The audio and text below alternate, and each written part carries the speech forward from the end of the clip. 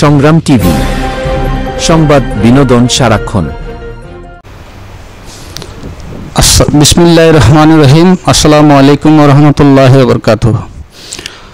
আজকে এই মুহূর্তে সংগ্রাম টিভির মাধ্যমে আমি জানার শরণাপন্ন হয়েছি, তিনি আমাদের সর্বজন শ্রদ্ধেয়, সর্বজন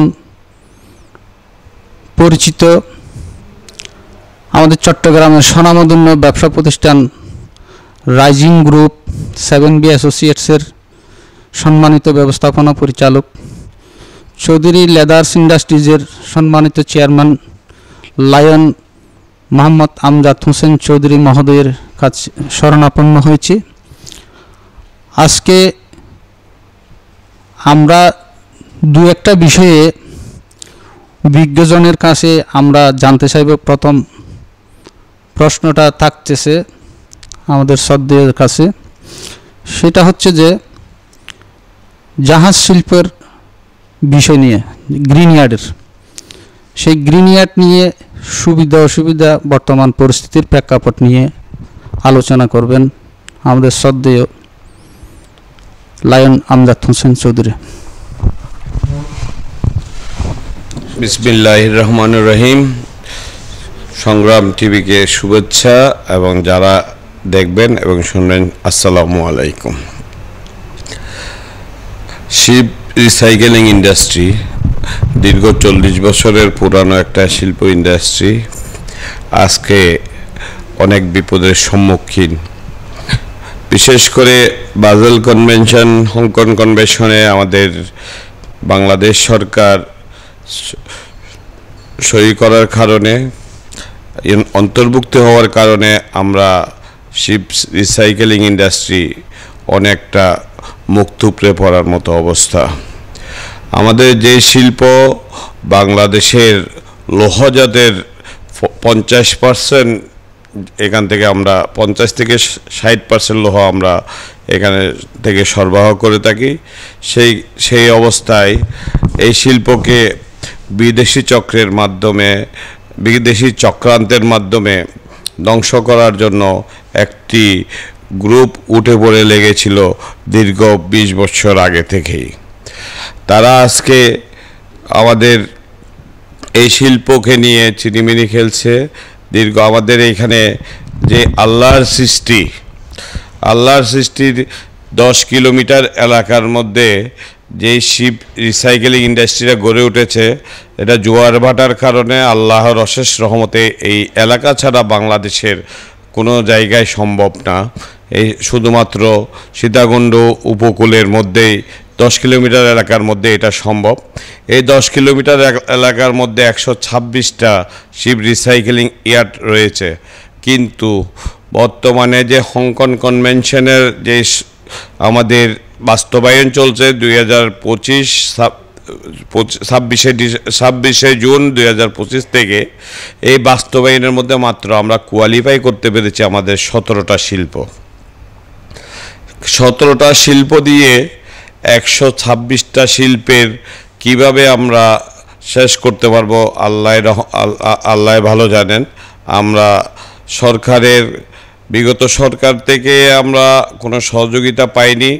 বর্তমান যে অন্তর্বর্তীকালীন সরকার আছে, তারাও কোনো সহযোগিতা এখনো পর্যন্ত আমাদেরকে করার মতো পরিস্থিতি হয় নাই। কারণ হচ্ছে, যদি এই শিল্পে একটা আপনার হংকং কনভেনশন অনুযায়ী যদি আমরা উন্নত করতে চাই, তাহলে আমাদের 50 থেকে 100 কোটি টাকার প্রয়োজন। এই টাকাটা আমাদের শিল্প মালিকদের কাছে, সবার কাছে অ্যাভেলেবেল না। সবার কাছে এই টাকাটা যদি দিয়ে ইনভেস্ট করে শিল্পকে, মানে আপনার ইয়ার্ডকে হংকং কনভেনশন অনুযায়ী তৈরি করাটা একটা অসম্ভব ব্যাপার। এই প্রেক্ষিতে আমাদের একটা যেটা বড় সমস্যা, আমাদেরকে অনেক বিদেশি সংস্থা আমাদের সাথে সংযুক্ত হতে চেয়েছে, কিন্তু আমরা ভাগ্যের নির্মম পরিহাস, আমরা আমাদের পরিবেশ মন্ত্রণালয়ের কারণে তাদের সাথে সম্পৃক্ত হতে পারি নাই। একটা জিনিস লক্ষ্য করলে আমাদের দেশের জনগণ এটা বিচারের বার আমি তাদের কাছে দিচ্ছি। 40 বছর আগে যখন এই শিল্পটা কোনো অবকাঠামো দ্বারা নিয়ন্ত্রিত হতো না, যা আছে তাইভাবে এখানে আমরা শিপ ব্রেকিং করতাম, যাতে করে একটা জাহাজ এনে কোনো মতে কেটে ছিঁড়ে বিক্রি করার জন্য। কিন্তু এখন যারা 50 থেকে 100 কোটি টাকা করে শিপ ইয়ারটা উন্নত করেছে, কিন্তু যখন আমরা কিছুই করি নাই তখন ছিল আমাদের কমলা, এই বিশেষ করে পরিবেশ মন্ত্রণালয়ের আন্ডারে ওদের বিভিন্ন গ্রেডের মধ্যে আমরা তখন ছিলাম কমলা।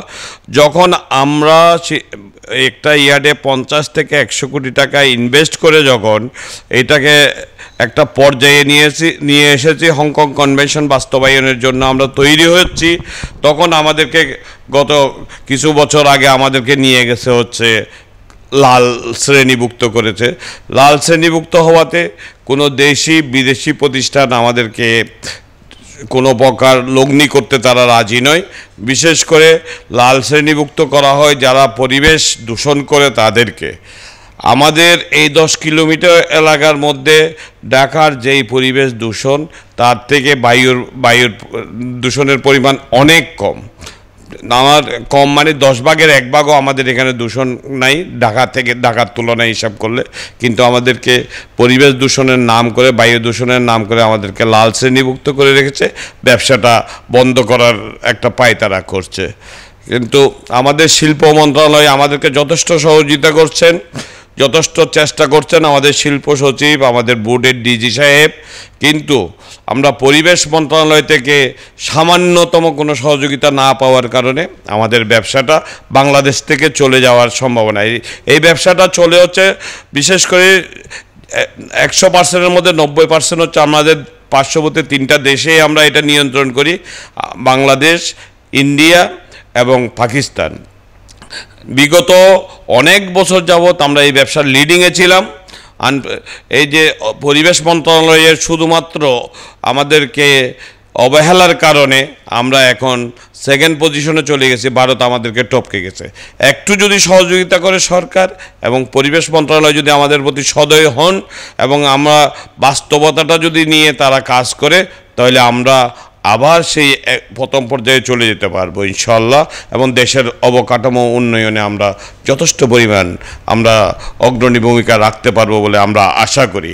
এই প্রেক্ষিতে আমি সবাইকে আমাদের আবার শুভেচ্ছা জানিয়ে আমি আমার শিপ ব্রেকিং সম্পর্কে একটু শেষ করছি। আমি হচ্ছি মোহাম্মদ আমজাদ হোসেন চৌধুরী, আপনার রাইজিং গ্রুপের ম্যানেজিং ডিরেক্টর এবং শিপ ব্রেকিং অ্যাসোসিয়েশনের অ্যাক্টিং প্রেসিডেন্ট। ধন্যবাদ সবাইকে।